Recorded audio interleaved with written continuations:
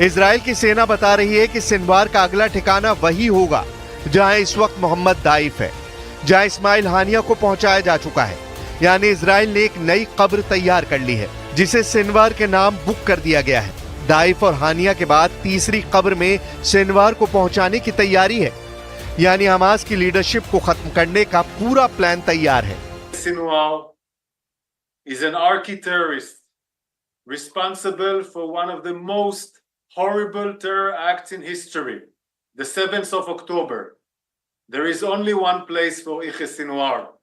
It's next to Muhammad Deif, next to Randur, next to Ayman Nofel, next to all the terrorists that were responsible for the 7th of October. This is the only place we are planning for Yahya Sinwar. इस वक्त Yahya Sinwar Hamas की कई खतरनाक हमलावर टोलियों की कमान संभाल रहा है।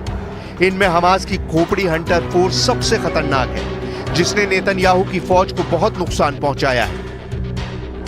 हमास का खोपड़ी हंटर गाजा में एक गोली से 2 इजरायली सैनिकों को मार चुका है। इजराइल के 2 सैनिक साथ बैठे हैं। तभी हमास का खोपड़ी हंटर गोली चलाता है और फिर एक नहीं 2 लाशें गिरती हैं। हमास का खोपड़ी हंटर ऐसा ही एक और हमला कर चुका है। वो 600 मीटर दूरी पर मौजूद इजरायली सैनिकों के झुंड पर एक गोली चलाता है। पहले आगे खड़ा हुआ इजरायली सैनिक गिरता है और फिर उसके पीछे खड़ा हुआ सैनिक लड़खड़ाकर गिर जाता है।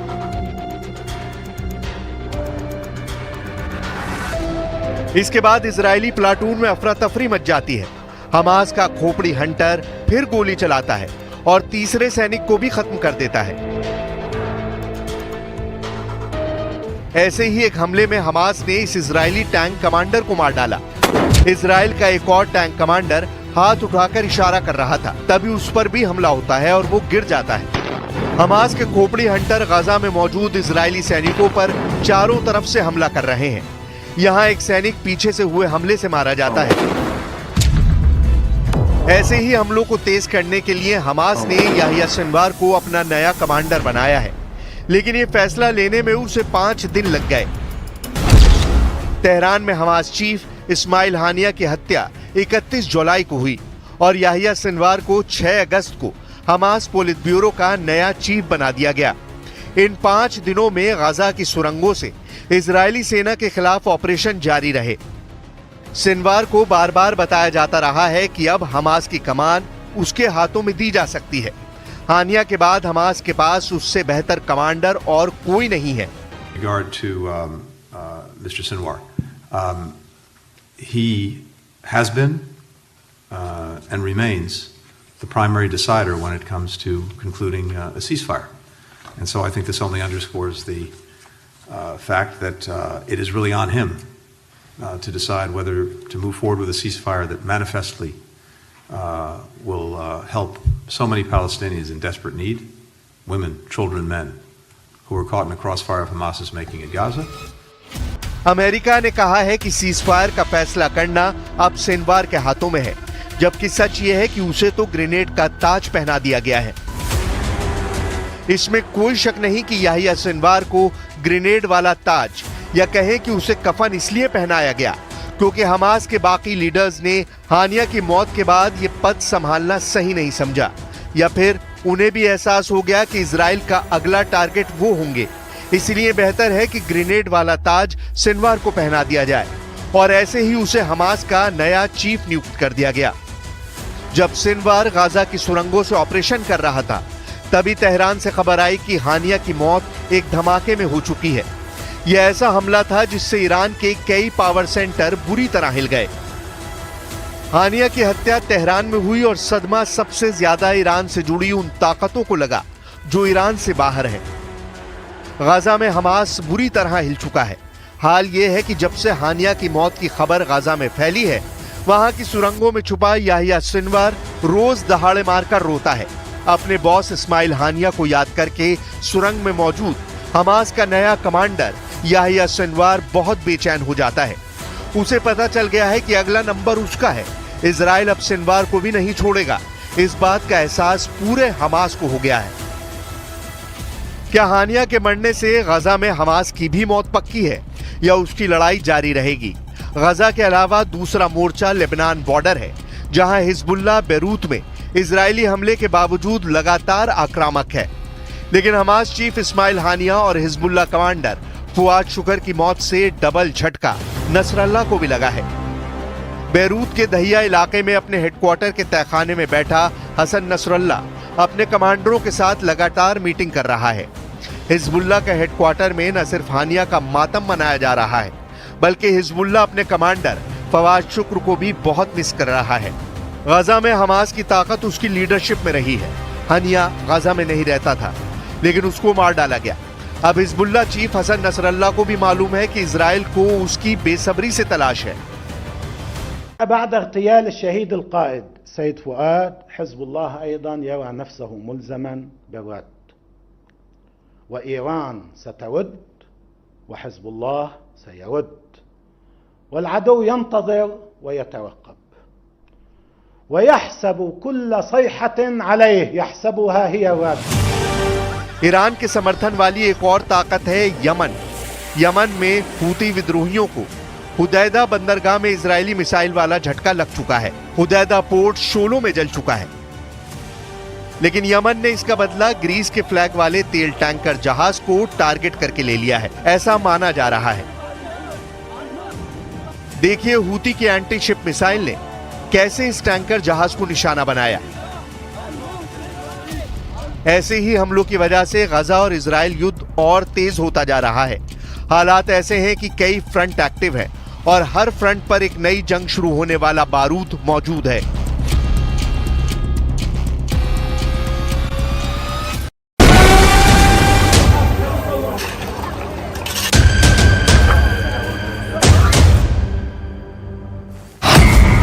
तस्वीर नंबर 1 गाजा के खान यूनुस के अलमवासी में तबाही की ये सबसे ताजा तस्वीर है। मिसाइल जहां गिरी है वहां बड़ा सा गड्ढा बन गया है। ये 30 फीट गहरा गड्ढा है।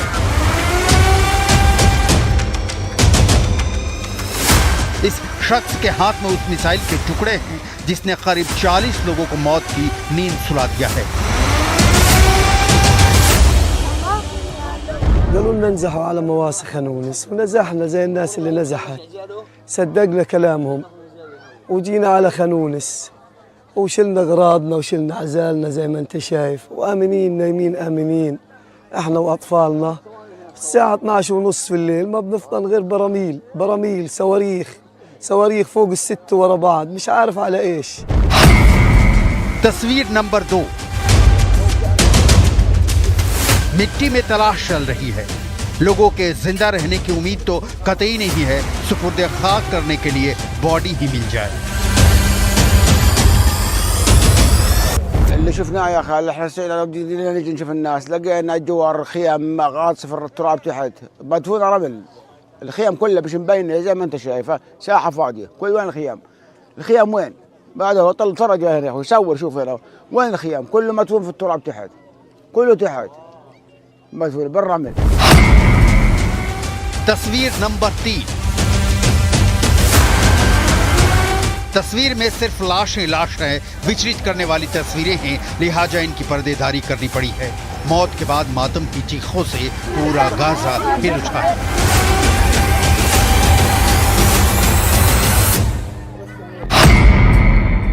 तस्वीर नंबर 4 मलबे का ढेर देखकर आप अंदाजा लगा सकते हैं कि खान यूनुस में बर्बादी की सीमा क्या है।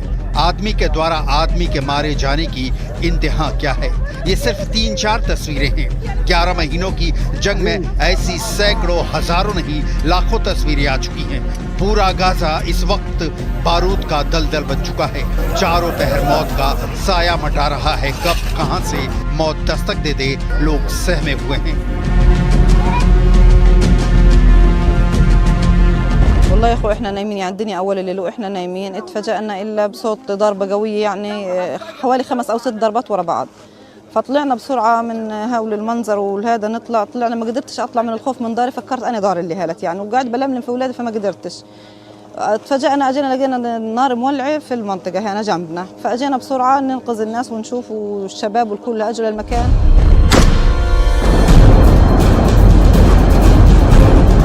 हमास के हमले के बाद से गाजा पट्टी पर इजरायली हमले लगातार जारी हैं। 10 सितंबर की सुबह इजरायली सेना ने फिलिस्तीनी क्षेत्र के दक्षिण में हमला किया। इस हमले में 40 लोग मारे गए और 60 लोगों के घायल होने की खबर है।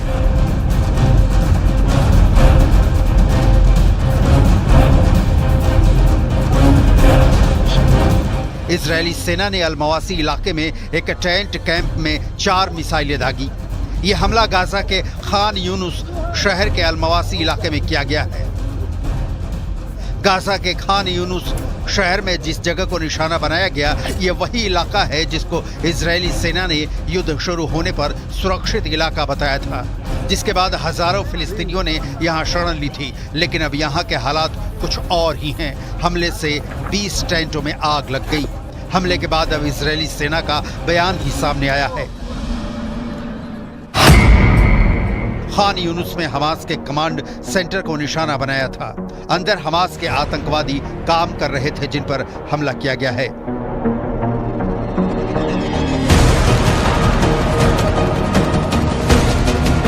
हमास ने इस बात से साफ इनकार किया है।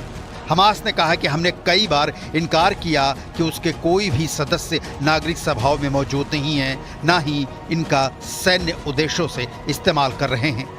हमास की इस दलील की पुष्टि नहीं की जा सकती, लेकिन यह फैक्ट है कि इजरायली डिफेंस फोर्स ने गाजा के चप्पे चप्पे पर हमला किया है। किसी शरणार्थी शिविर पर हमला पहली बार नहीं हुआ है, लेकिन जिसे इजरायल ने खुद ही सुरक्षित इलाका करार दिया, उस पर भी अब हमला चिंता पैदा करता है। गाजा के मैप पर इसे समझने की कोशिश करते हैं। उत्तर से दक्षिण की ओर चलिए। Jabalia camp, Beach camp, Nuseirat camp, Bureij camp, Maghazi camp, Deir al Balah camp, Khan Younis camp. इन कैंपों में लाखों लोग रहते हैं। इजरायल के प्रधानमंत्री बेन्यामिन नेतन्याहू का तर्क है कि इन कैंपों में आम फिलिस्तीनियों के बीच हमास के आतंकी छिपे रहते हैं, जिनकी तलाश कर पाना मुश्किल है। लिहाजा इजरायली डिफेंस फोर्स इन कैंपों पर मिसाइल बरसाती है। जिसमें हमास के आतंकी मरते हैं या नहीं ये तो क्लियर नहीं है, लेकिन आम फिलिस्तीनियों की मौत तय होती है, जिनकी तस्वीरें रूह कपा देने वाली होती हैं। खान यूनुस की लेटेस्ट तस्वीरें ऐसी ही हैं। 40 लोगों की मौत हो गई है और 60 से ज्यादा लोग घायल हैं, जिन्हें किस अस्पताल में इलाज मिलेगा बता पाना मुश्किल है, क्योंकि इजरायल के हमलों से गाजा के अस्पताल भी अंतिम सांसें ले रहे हैं।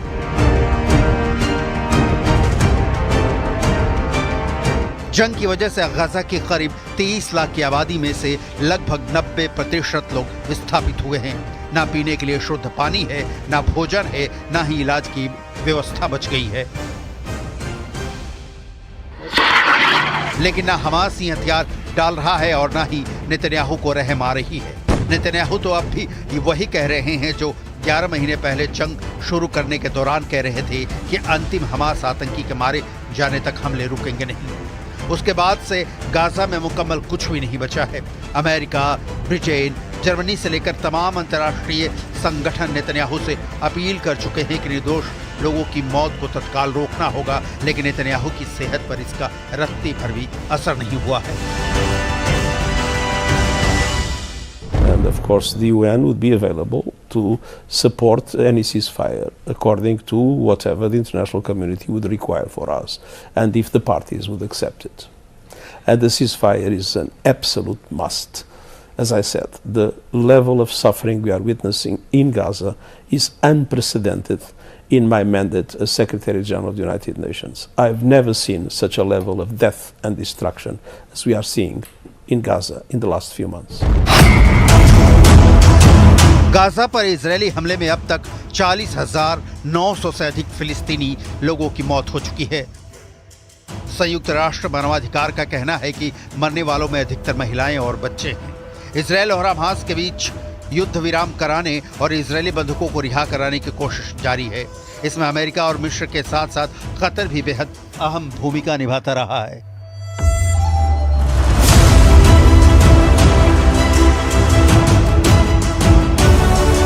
लेकिन जमीन पर ये सारी कोशिशें औंधे मुहगरी हैं।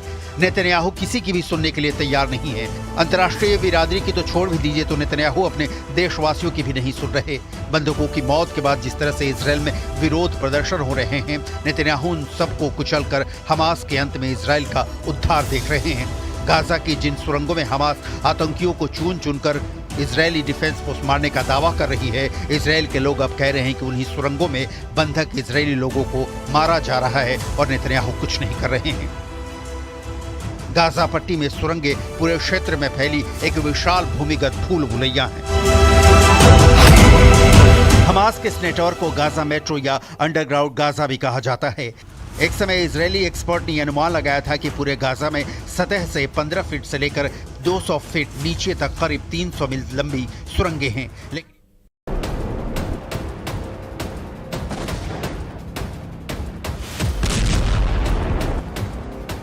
हमास और इजराइल का युद्ध बहुत से मोर्चों पर चल रहा है, लेकिन जिस फ्रंट पर सबसे ज्यादा आग लगी है, उस मोर्चे पर 3 लोग बहुत बड़े न्यूज मेकर बन चुके हैं। इन्हें लेकर जो खबरें गर्म हैं, उसने नेतन्याहू को बहुत ज्यादा परेशान कर दिया है।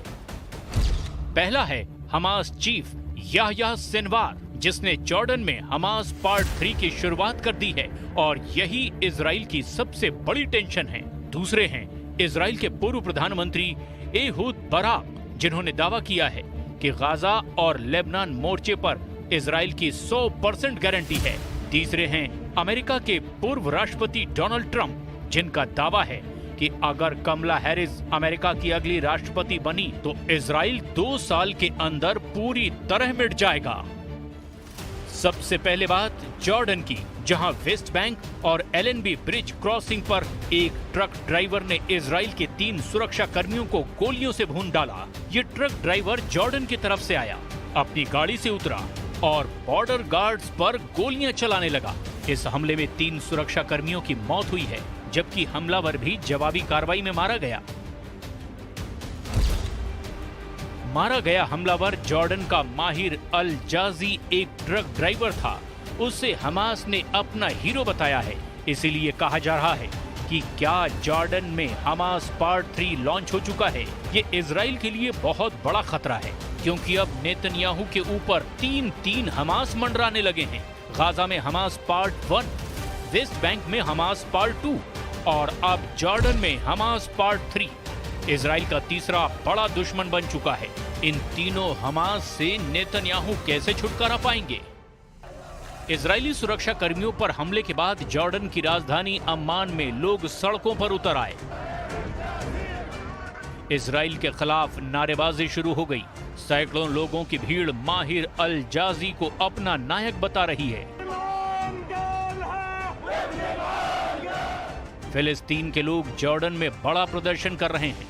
फिलिस्तीन को लेकर जॉर्डन में बड़ा समर्थन है और गाजा में बमबारी के खिलाफ यहां लगातार प्रदर्शन भी होते रहे हैं, लेकिन इस प्रदर्शन ने जॉर्डन की सरकार को भी हिलाकर रख दिया है। الأردنيون جاهزون لمعركة التحرير ولن يتخلفوا أن يكونوا جزءا من مشروع التحرير. الأردنيين ينظرون أنهم جزء من هذا المشروع، من هذا التحرير، وذلك نقول لنتنياهو لقد زال كيانكم، نقول لنتنياهو أن كيانكم زائل وأنه لا حل لكم إلا بالعودة إلى البلدان التي جئتم منها، لا مكان لكم في فلسطين. क्या जॉर्डन में अब इजराइल के खिलाफ नई चिंगारी शोलों में तब्दील होगी? क्या जॉर्डन की पब्लिक अपनी सरकार को इजराइल पर दबाव डालने के लिए मजबूर करेगी? क्या ये प्रदर्शन साबित करता है कि अब हमास का ऑपरेशन अब जॉर्डन से भी शुरू हो जाएगा? هذه العملية تؤكد أن هذه المعركة ليست معركة الفلسطينيين وحدهم، هذه معركة الأمة ومعركة الأردنيين، والتهديد لغزة وللضفة هو تهديد للأردن، وكما قال وزير الخارجية إنها إعلان حرب، فإن كانت إعلان حرب فماذا نحن فاعلون؟ أين التجنيد الإجباري؟ वेस्ट बैंक और जॉर्डन के बॉर्डर पर हुए हमले के बाद अम्मान और बाकी इलाकों में इजराइल के झंडे जलाए जा रहे हैं, लोग मिठाइयां बांट रहे हैं। ये साफ साफ नेतन्याहू को मैसेज है कि उनके खिलाफ अब जॉर्डन में एक नया मोर्चा खुल चुका है। जिसे हमास पार्ट 3 कहा जा रहा है। अब तीसरे मोर्चे पर ऐसे हमलों को रोकना उनके लिए आसान नहीं होगा। ये बात नेतन्याहू से ज्यादा बाइडेन के लिए बहुत बड़े तनाव की वजह बन सकती है। फिलहाल पश्चिम एशिया की मीडिया में इजराइल के पूर्व प्रधानमंत्री एहूद बराक के एक बयान से बहुत ज्यादा चर्चा है। इजराइल के हयोम अखबार को दिए इंटरव्यू में नेतन्याहू को लेकर के एहूद बराक ने बहुत सख्त बात कह दी है। एहूद बराक ने कहा है कि सच बहुत कड़वा है। इजराइल न 7 अक्टूबर को जीता, न इजराइल मौजूदा युद्ध जीत रहा है। सच्चाई ये है कि हम हार की चौखट पर खड़े हैं। अब इस बयान का मतलब क्या निकाला जाए, क्योंकि टारगेट पर तो साफ साफ नेतन्याहू हैं। युद्ध हारने वाली बात सुनकर इजराइल में तनाव बढ़ने लगा है। अपने पूर्व प्रधानमंत्री की बात ने नेतन्याहू और उनकी सरकार को बहुत बेचैन कर दिया है और अब ये बेचैनी इजराइल की फौज में भी फैल सकती है और यही सबसे बड़ा खतरा है।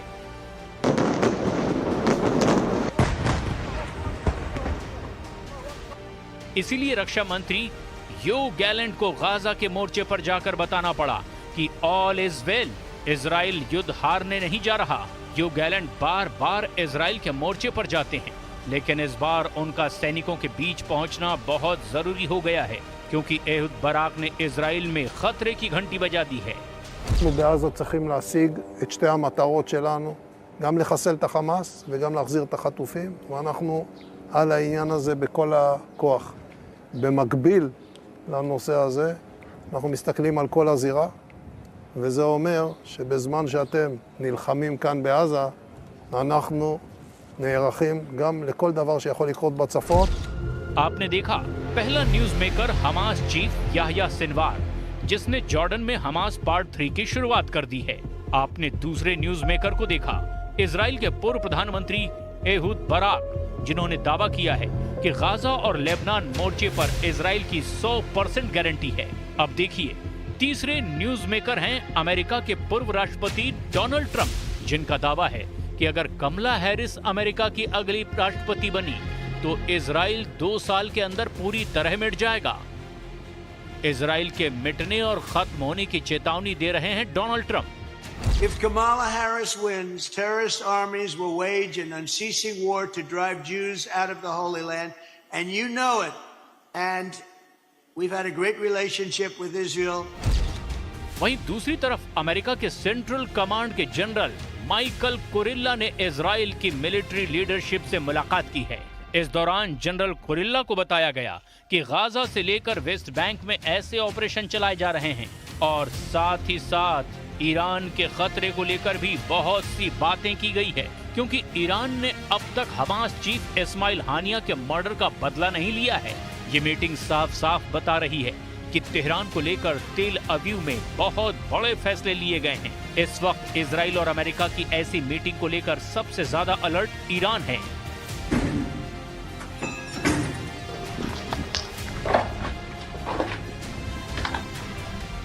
ईरान के सुप्रीम लीडर अली खामनेई ने भी अपने कमांडरों को एक चेतावनी भरी सलाह दी है।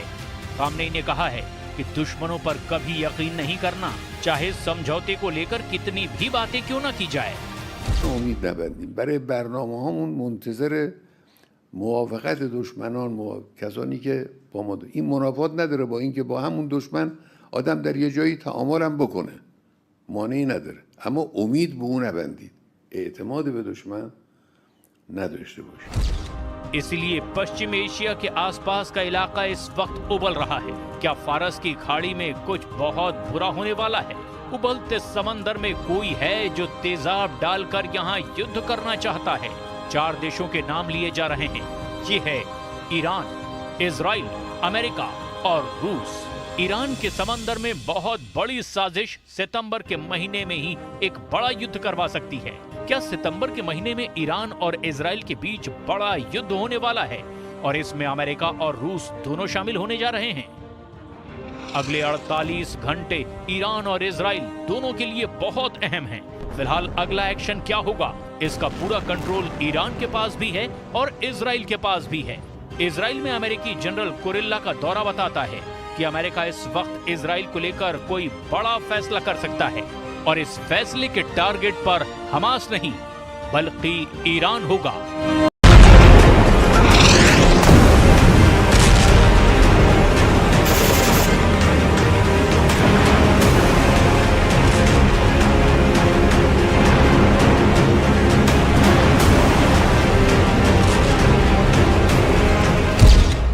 टारगेट पर नेतन्याहू, मार दिया कमांडर वाडिया।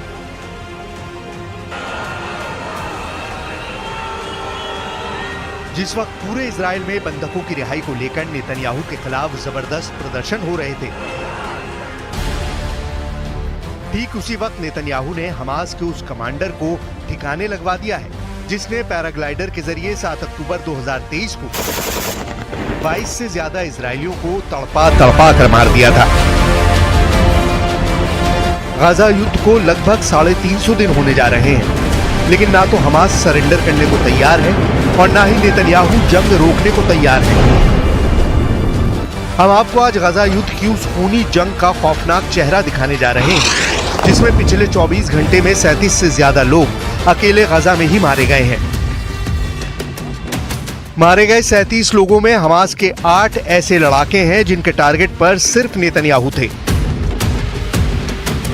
दावा तो यहां तक किया जा रहा है कि हमास के पास 300 वर्ग किलोमीटर नहीं बल्कि 1500 वर्ग किलोमीटर इलाके के बराबर सुरंगें मौजूद हैं, जहां से अभी भी हमास के लड़ाके भयानक तरीके से इजरायली सेना, टैंक और बख्तरबंद गाड़ियों पर हमला कर रहे हैं।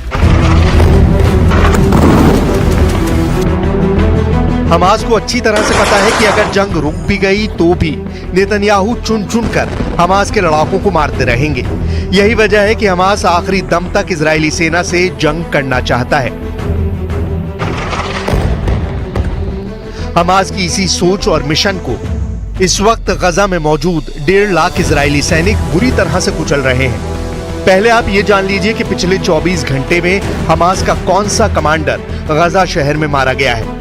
हम आपको एनिमेशन के जरिए दिखाते हैं कि गजा शहर में क्या हुआ है।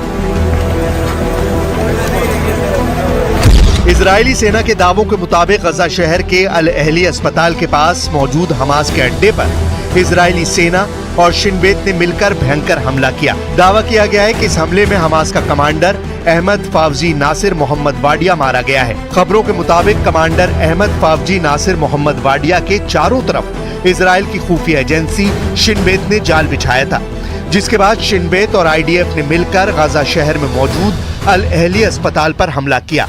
इजराइल सेना के जेट और घातक मिसाइलों से हुए घातक हवाई हमले में कमांडर अहमद फावजी नासिर मोहम्मद वाडिया समेत कई हमास के लड़ाके मारे गए हैं।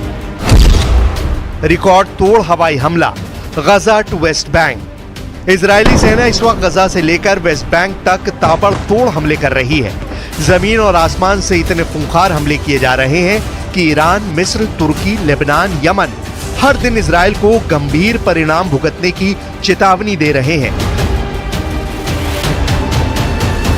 लेकिन इधर खबरें ये भी आ रही हैं कि नेतन्याहू ने अपने टॉप कमांडरों को साफ समझा दिया है कि अगर हम सीज फायर करते हैं तो हमास को दोबारा जिंदा और अपनी ताकत हासिल करने का मौका मिल जाएगा। इसलिए इजरायली सेना ने पिछले 8 दिनों से गजा और वेस्ट बैंक में हमले तेज कर दिए हैं। जरा देखिए पिछले 24 घंटे में इजरायली सेना ने क्या कोहराम मचाया है। इजरायली सेना का सबसे बड़ा हमला और ऑपरेशन गजा शहर में अल अहली अस्पताल के पास हुआ है, जिसमें कमांडर अहमद फावजी नासिर मोहम्मद वाडिया मारा गया है। हमास के इस कमांडर के बारे में दावा किया जाता है कि इसी कमांडर ने अपने लड़ाकों के साथ मिलकर 7 अक्टूबर 2023 को 22 इजरायली नागरिकों को बुरी तरह से मारा था। इजरायली सेना का दावा है कि कमांडर वाडिया हमास की दाराज तुफा बटालियन में नुखबा अल कंपनी का कमांडर था। 7 अक्टूबर को कमांडर वाडिया पैराग्लाइडर के जरिए गजा सीमा से इजराइल में घुसा था। पैराग्लाइडर के जरिए घुसते ही इसने अंधाधुंध हमले शुरू कर दिए थे। इजराइल के मुशाब नेतिव हासारा में घुसते ही इसने और इसके लड़ाकों ने 900 लोगों की आबादी वाले कस्बे पर भयंकर हमले शुरू कर दिए थे। उस वक्त इसका एक वीडियो खूब वायरल हुआ था। कमांडर वाडिया ने इजरायली तासा परिवार के घर पर भी हमला किया था। वहां फ्रिज से कोका कोला पीते हुए इस कमांडर ने पूरे घर का सफाया कर दिया था।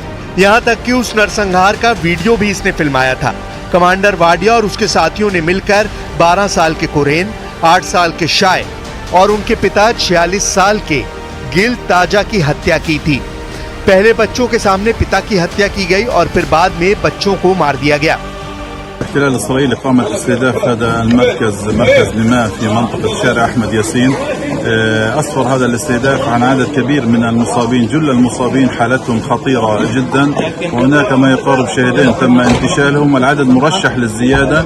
قوات الاحتلال الإسرائيلي في الآونة الأخيرة تستهدف بشكل مباشر مراكز اللواء ومراكز النزوح في قطاع غزة بشكل عام. لكن يعني لحد هذه اللحظة كما تشاهدون يعني طواقم الدفاع المدني وطواقم الخدمات الطبية تقوم بالبحث عن مصابين أو ناجين من تحت الأنقاض. इधर इजरायली प्रधानमंत्री बेंयामिन नेतन्याहू ने 2 सितंबर को दो टूक कह दिया है कि वो किसी भी कीमत पर जंग नहीं रोकेंगे। नेतन्याहू ने गजा के दक्षिणी किनारे पर फिलाडेल्फिया कॉरिडोर से इजरायली सैनिकों को हटाने से साफ इनकार कर दिया है। नेतन्याहू ने एक बार फिर से हमास को जड़ से खत्म करने का ऐलान कर दिया है। השליטה בציר פילדלפי היא חשובה והיא אתגר מבצעי חשוב נגד ההברחות וההתעצמות. हालांकि हमास के लड़ाके अभी भी आखिरी जंग के जरिए इजराइल से मुकाबला करने की कोशिश में जुटे हैं। जरा इस वीडियो को गौर से देखिए।